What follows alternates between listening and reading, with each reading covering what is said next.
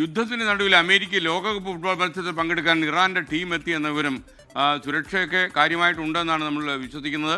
എന്താണ് അതിന്റെ വിവരങ്ങൾ? ഒരു പക്ഷേ ഇതൊരു വലിയ വൈരുദ്ധ്യമായിട്ട് തോന്നാം.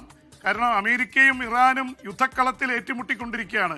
അപ്പോൾ ഫുട്ബോൾ കളത്തിൽ ഏറ്റുമുട്ടാൻ അമേരിക്കയുമായിട്ട് ഏറ്റുമുട്ടുന്നില്ല, പക്ഷേ മറ്റ് രാജ്യങ്ങളുമായി ഏറ്റുമുട്ടാൻ ഇറാന്റെ ടീം പുറപ്പെടുന്നു. ജൂൺ 15-16 തീയതികളിലാണ് അവരുടെ ആദ്യത്തെ കളി വരുന്നത്. അത് കാലിഫോർണിയയിലെ ലോസ് ഏഞ്ചലസിലാണെന്നാണ് അറിവ്. എന്തായാലും അവർ അമേരിക്കയിൽ താമസിക്കാൻ താല്പര്യമില്ല എന്ന് അറിയിച്ചിരുന്നു. അതുകൊണ്ട് തന്നെ അവരുടെ ക്യാമ്പുകൾ തൊട്ടടുത്ത രാജ്യമായ മെക്സിക്കോയിലായിരിക്കും. അപ്പോൾ ഇറാന് നല്ല ഫുട്ബോൾ ടീമുണ്ട്. അവർ തുർക്കിയിലാണ്.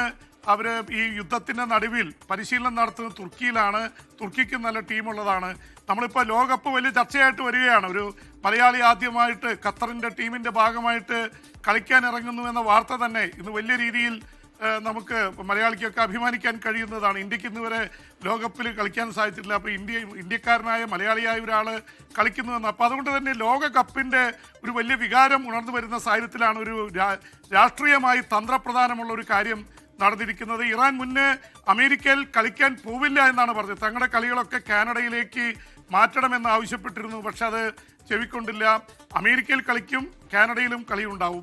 എന്തായാലും പ്രധാനപ്പെട്ട ടീമുകളുമായിട്ട് അവർ ഏറ്റുമുട്ടും. അതുകൊണ്ട് തന്നെ ഈ ഇപ്പോഴത്തെ ലോകകപ്പിന് ഒരു രാഷ്ട്രീയ പ്രാധാന്യം കൂടി കൈവന്നിരിക്കുന്നു SKN. അപ്പോൾ ഇതൊക്കെ പറയുമ്പോഴാണ് വീണ്ടും ലെബനോനിൽ നമ്മൾ ഇന്നലെയും പറഞ്ഞതാണ്, പക്ഷെ ഇന്ന് ലെബനോനിൽ വീണ്ടും ആക്രമണം രൂക്ഷമായിരിക്കുന്നു.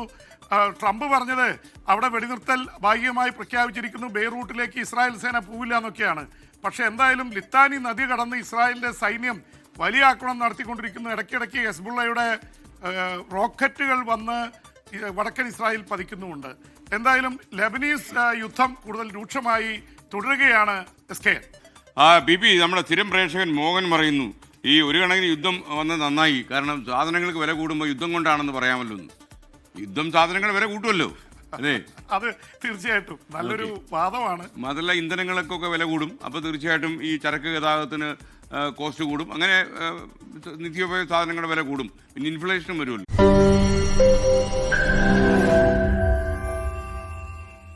ലോകത്തെവിടെയായാലും ഏത് സമയത്തും 24 വാർത്തകളും ഓഗ്മെന്റഡ് റിയാലിറ്റി പാക്കേജുകളും എക്സ്പ്ലെയിനറുകളും വിശദമായി കാണാൻ ഞങ്ങളുടെ യൂട്യൂബ് ചാനൽ നിങ്ങൾക്ക് സബ്സ്ക്രൈബ് ചെയ്യാം.